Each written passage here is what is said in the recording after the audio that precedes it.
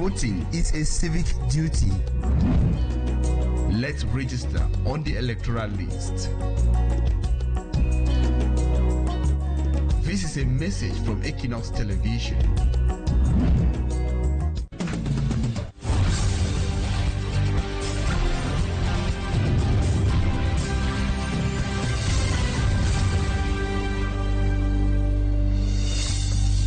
Good evening to all of you faithful viewers of Equinoxe Television, 6 p.m. by 6 o'clock. It's time for the news. Thank you so much for joining us tonight. The frenzy and fulfillment continues among Catholic Christians across the world following the election and presentation of a new leader for the Catholic Church. American-born Cardinal Robert Francis Prevost, now Pope Leo XIV, is the new head of the Roman Catholic Church. We bring to you reactions from religious personalities and Christians both in Cameroon and at the Vatican in this news edition. And also, we will take you to Limbe in the southwest region of the country, where employees of a construction site kidnapped and killed their boss, went ahead and buried him in a hiding. Those are our lead stories, viewers. Details and more coming up next.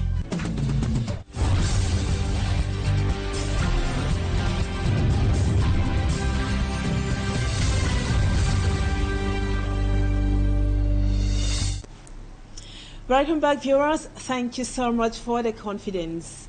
At the Vatican, a new chapter unfolds for the Catholic Church as Pope Leo XIV is elected, bringing hope and anticipation to millions worldwide. The historic moment is marked by cheers and devotion in St. Peter's Square as the world awaits the new Pope's vision and leadership. Immaculate Fogwe reports on how the ambience was like at the Vatican. The air was electric at St. Peter's Square as white smoke signaled the election of a new pope. Cheers and chants filled the atmosphere, with people from diverse backgrounds uniting in their shared joy. The bells tolled and the crowd erupted in a frenzy of devotion, echoing the iconic phrase, Habemus Pampam. The world watched with bated breath as journalists from every corner of the globe captured the moment. Cameras and microphones were poised, ready to broadcast the news to millions. Security measures were put in place, with helicopters overhead and police on the ground, ensuring a peaceful celebration. The anticipation culminated in the announcement of the new Pope's name from the Vatican balcony. La pace sia con tutti voi.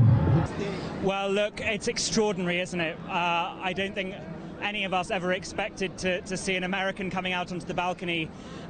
He chose Leo XIV, which I hope he's chosen to be named after my favorite pope of all, Leo XIII, who is a champion of social justice, a champion of the rights of workers, but also the dignity of work, and it's just incredible. From his speech, which he gave after just the election itself, it shows that he's a good man. He has a good vision for the church, and his greeting as the greeting of Jesus Christ, that peace be with you. And from what I heard, it seems that he really wants to propel this peace, to see that the whole world has peace. The College of Cardinals have chosen Pope Leo XIV as the successor of Pope Francis. The world watches with anticipation, eager to see what the future holds for the Catholic Church under its new leader. And after the presentation of the new Pope at the Vatican, Cameroonian faithful, especially Catholics, expressed their gratitude and joy, though some of them said they were expecting an African Pope this time around. Cedric Chakucho spoke with some Catholic Christians here in Douala.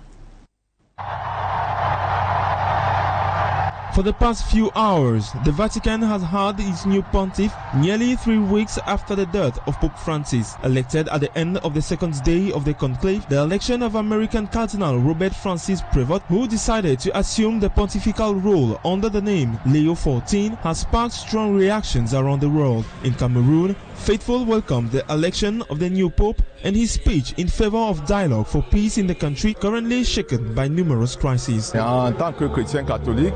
As a Catholic Christian, I am very happy for the new Pope, and I know that since he is the one the Lord has chosen, he will be up to his mission. nous sommes tellement émus. Nous sommes encore dans des grandes joies. C'est d'abord la joie.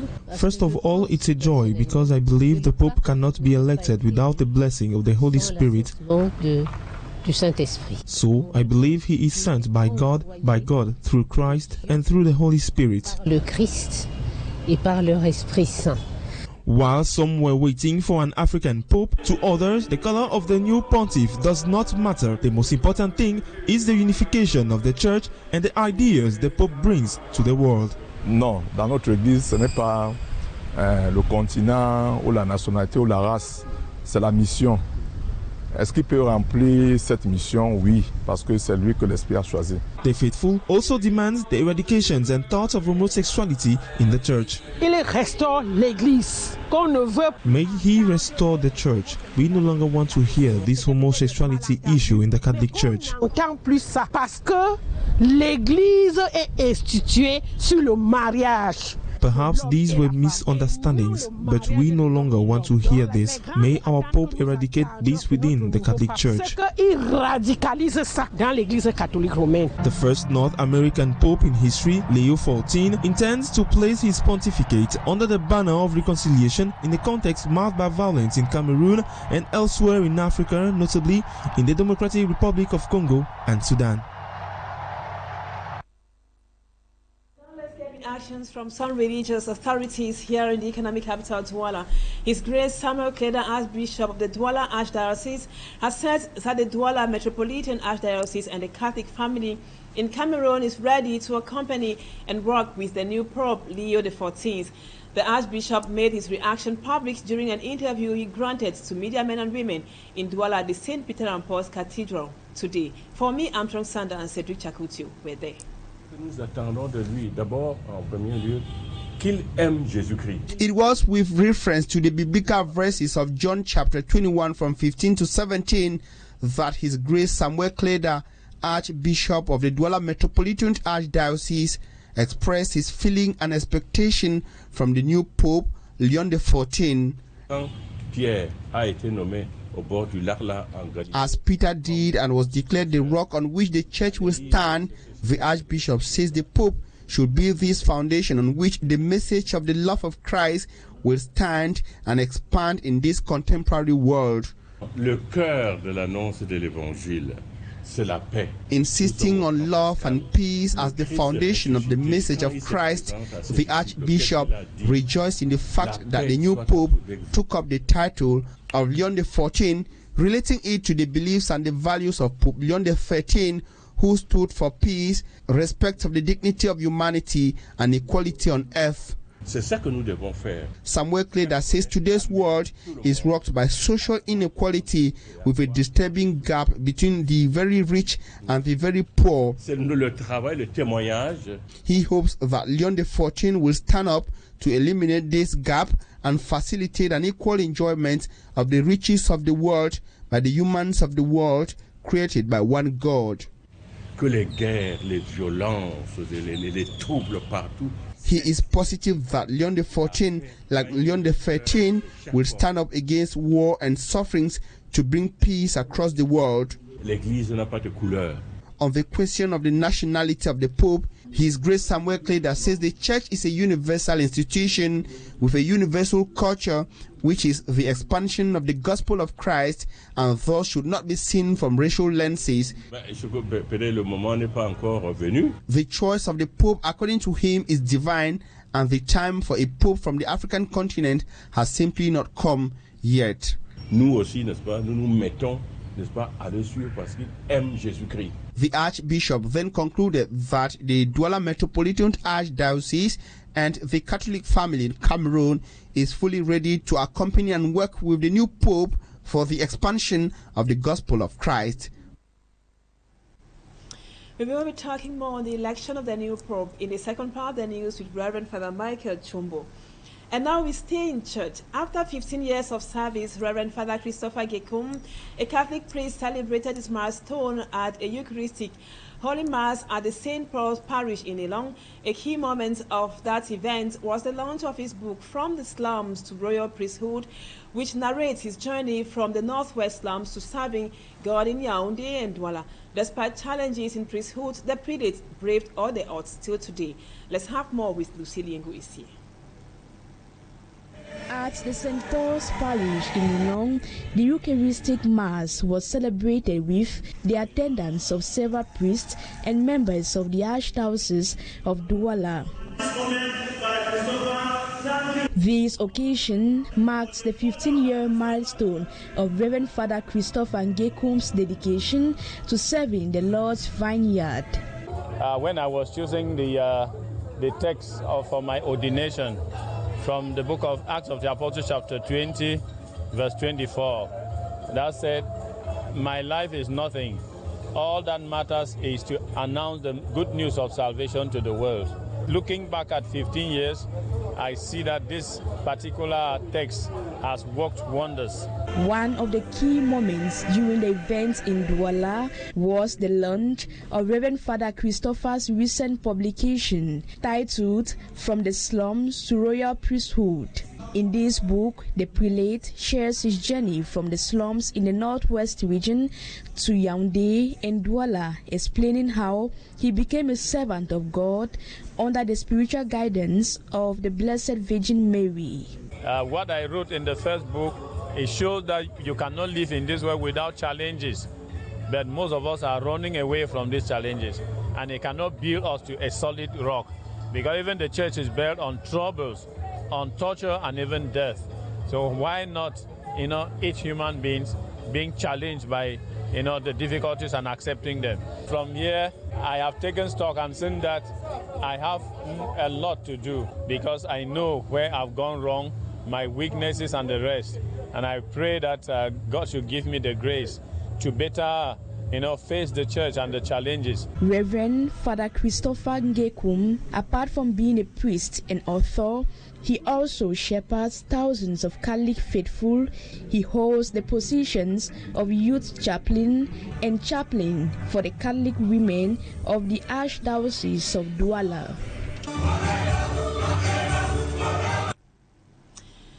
Now we move over to something else. 3 persons have been apprehended by security forces after they allegedly killed a businessman in Limbe, the southwest region of the country. Abel, who is considered as the brain behind the assassination or murder of Protos, was arrested in Douala with the vehicle of his boss. Manjikan Gabriel tells us what really happened. The lifeless body of Ndinga Protos being exhumed from the ground where he was buried since Monday by his assassins.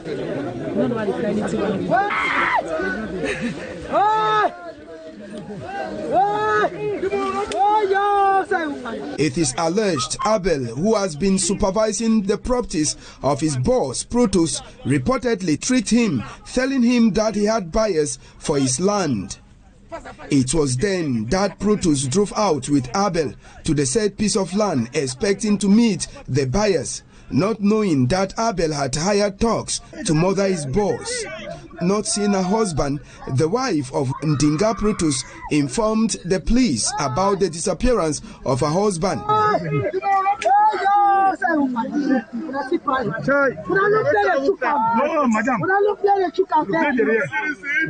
With investigations already opened in Limbe, Abel was caught on his way to Douala with the car that his boss drove out with. After thorough questioning by security officers, he confessed killing his boss and burying him.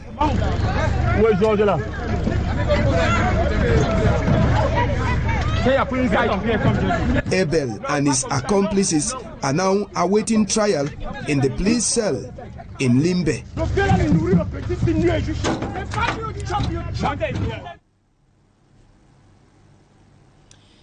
Sad story indeed. And now let's talk health. Mental health disorder remains a pressing health issue in Cameroon, especially in crisis-hit areas of the country. To curb this, social psychologists emphasize the need for the government to strategize by implementing security and social measures. The call from experts come at a time when Cameroon joins the international community to observe Mental Health Awareness Month, which began on May 1. Lucy Liengo is here, tells us more.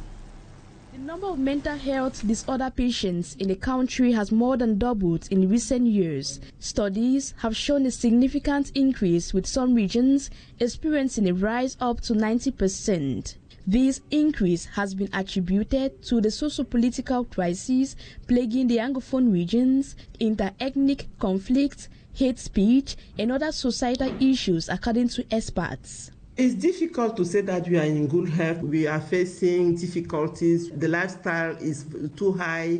We have conflicts everywhere in our society. We have delinquents that is going high. All those things make the life very difficult. Nowadays, that means that we cannot say that we are in good mental health. Mental health disorders are conditions that affect an individual's mood, thinking and behavior, potentially leading to distress and difficulties in daily functioning. You are disturbed in your mental health when your self-esteem is low. And if you feel that you are low in your self-esteem, that means that you cannot really face the society at all. Professor Eta Fuda Sabine, a social psychologist, encourages those experiencing depression or facing societal challenges to speak out to avoid any fatal consequences. We are not alone. We are not alone. We have to talk to somebody in which we have confidence. You have to go through social institutions like social affairs, or talk to somebody who can bring you any type of support or help. While the community has a role to play, such as avoiding hate speech and discrimination, the government has a critical role. Il y a beaucoup d'éléments de qualité de vie qui ne se retrouvent pas. On n'a pas vraiment des espaces de loisirs. She suggests that the establishment of gardens for leisure and sports centers can help maintain a good mental health. Each year, from May 1st to 31st, Cameroon joins the world to observe the Mental Health Awareness Month to raise awareness, encourage open conversations, and support mental health patients. Thank you, Lucy. And that report brings us to the end of the first part of the news. Let's now move on to talking points.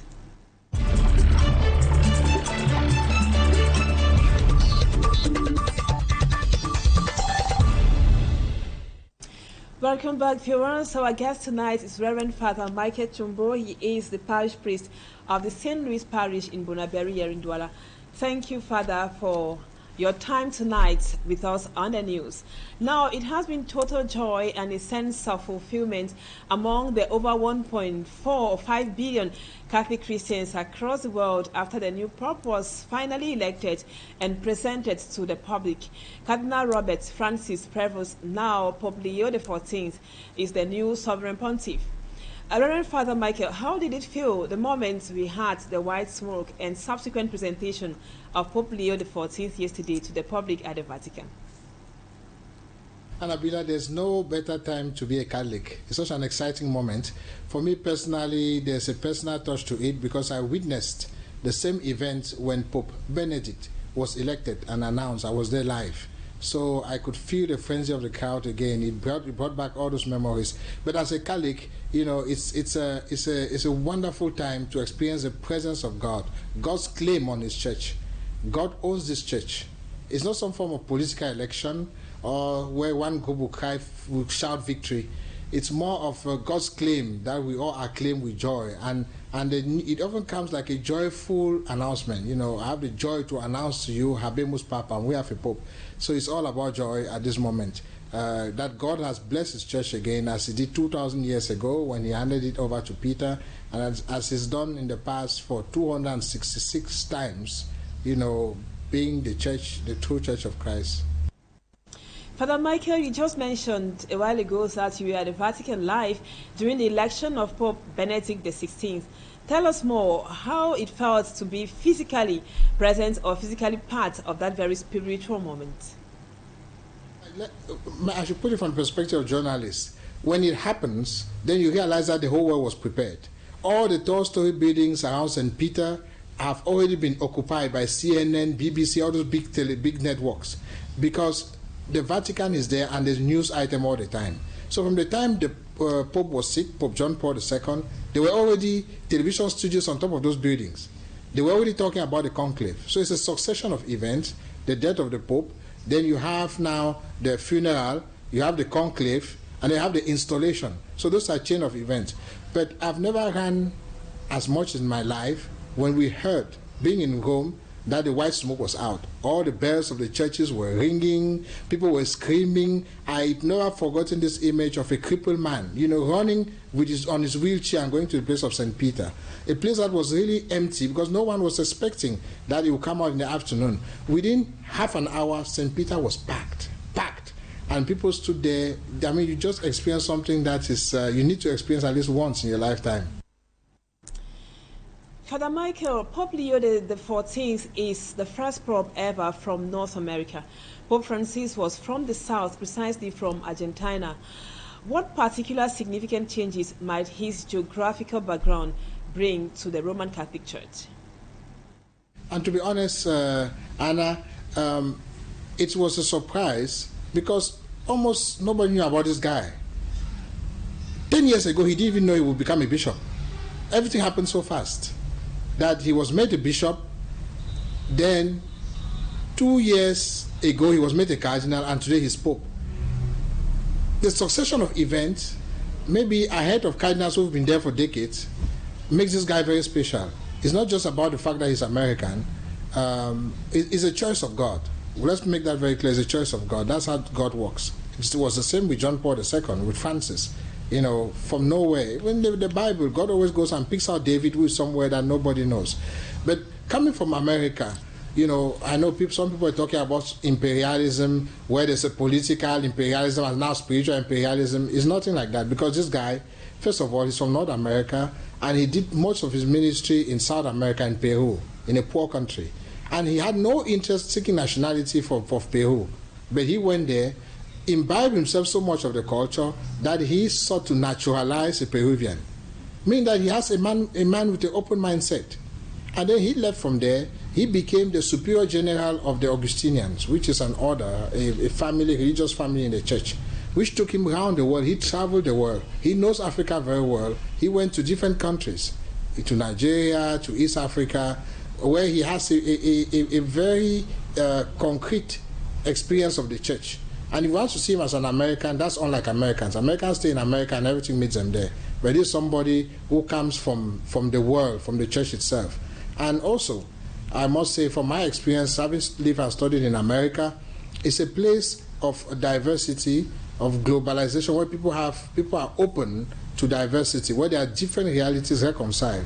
Issues in one country are found in America in multiple facets, because it's a place where we have so many migrants. So it's a man who is really tuned to our times, and he has worked in the Vatican recently with Francis. So some of the key documents, the key dossiers going on in the Vatican, he's in touch with them. And he's a member of 7 dicasteries. So you can understand that we are talking about somebody who goes beyond the notion of nationality. Talking about imperialism further, we saw the conspicuous presence of Donald Trump that was during the funeral of Pope Francis, and also the last diplomatic exchange Pope Francis had before he died was with Trump's vice president. And we as well saw the American flag flying high after the name of the Pope was revealed at the Vatican yesterday. Can all this put together not give an impression or indications that Americans were aware of the outcome of the election at the Vatican? I think it's just normal, because if you had to look at that crowd, there were people from different nationalities. That's particular to St. Peter. Even on Wednesday audiences, people come with their national flags.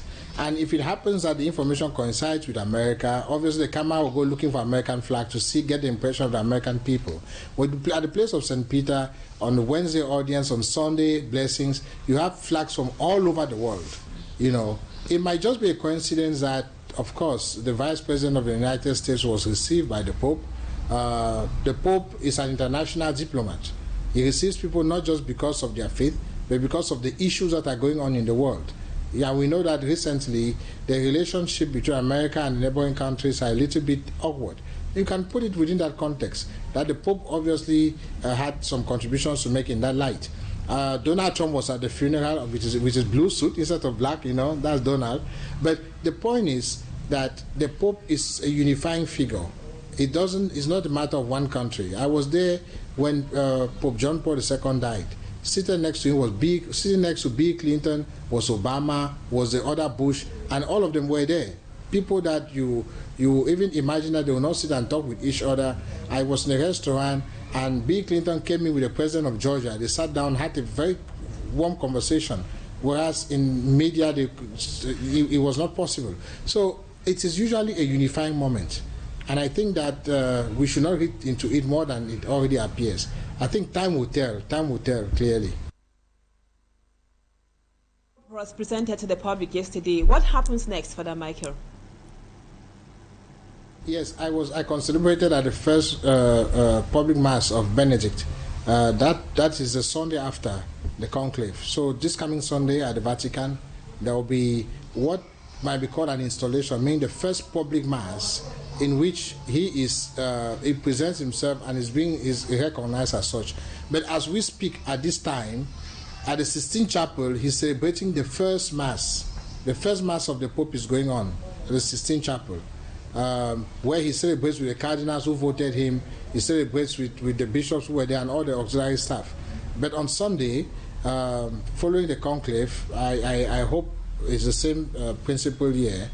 I need to check that detail. The entire church, he presents himself to the universal church and to the world. That's what you call an installation. Sometimes installation will mean that a superior person comes and puts you on a position. But in this case, there's none. So he's the one that officiates the mass and presents himself.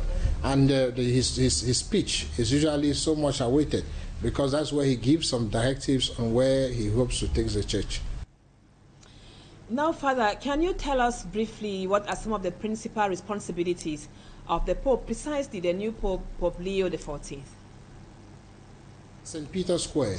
St. Peter's Square is a unifying point. But when it comes to his taking over of his chair as the Bishop of Rome, it takes place at the cathedral called the Lateran, St. John Lateran, which is a cathedral of Rome. St. Peter is not the cathedral of Rome. The cathedral of Rome is called St. John Lateran.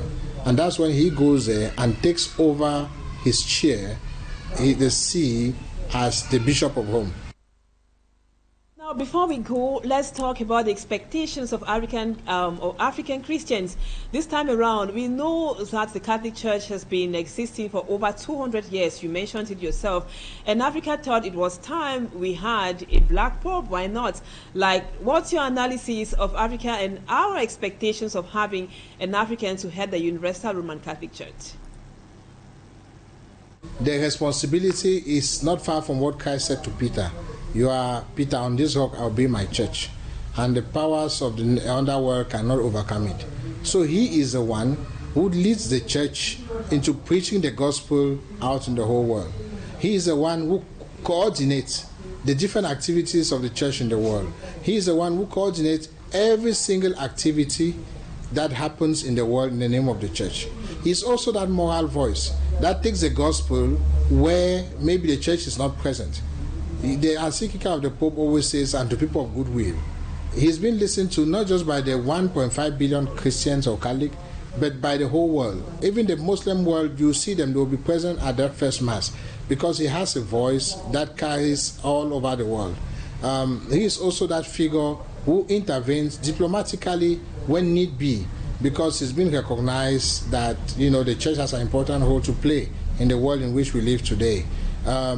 But to be more specific, in the context of the 21st century and what we are going through, his role will be very, very strategic. Strategic because today we live in a culture where moral values are upside down, where people speak in ambiguous terms, where people do not want to hurt feelings. I think preaching the gospel will be his principal mission, preaching it unambiguously, so that we should really stand and follow what the gospel wants us to do.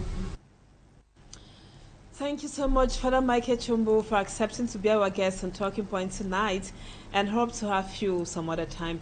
Viewers, thank you so much for always being with us. That was what we put together for you this evening on the news in the English language. Our programs continue, so you don't go away. In about 30 minutes, Equinoxe, that would be at 7 p.m., and the news in the French language with Irish Ngono comes up at 8 p.m. Stay with us on Equinoxe Television, and wish you all a wonderful weekend. Bye-bye for now.